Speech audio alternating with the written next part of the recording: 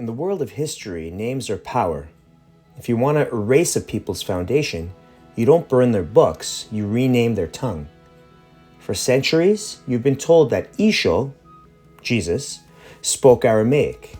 It's the safe academic term. But if you look at the ancient records, a different name appears. A name that connects the language directly to the ever-living. That name is Ashur. This wasn't just a dialect, it was the signature of a civilization that redefined the ancient world. When we speak of Ashuria, we aren't just talking about soldiers. We are talking about the masters of engineering, the architects of protection, and the keepers of a high intelligence that the world has tried to forget. Look at the precision of their records, the mastery of biology, the technical perfection of their arts. This was an elite performance of a culture that had mastered their environment long before the West was even a thought. This intelligence, this might, was all recorded and maintained in the Ashurit frequency. But the shift happened in the shadow of empires. By 500 BC, the Persians inherited the house of the Ashuriae. To manage the vast lands, they took this exalted script and they turned it into a utility. They rebranded it as Imperial Aramaic, a tool for tax collectors and governors.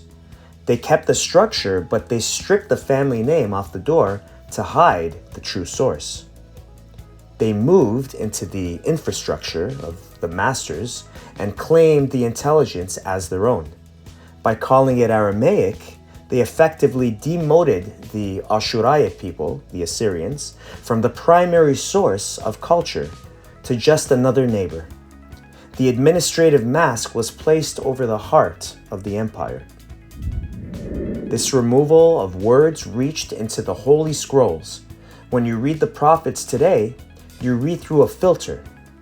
In Isaiah 19, the text speaks of a highway to Ashur. But because the world rebranded the language, your brain sees a dead map.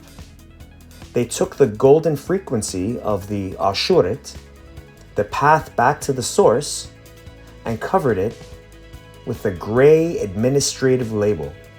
They didn't just take your history, they took your map. This rebranding reached all the way to the name above all names. They tell you he spoke Aramaic. They tell you his name was Yeshua.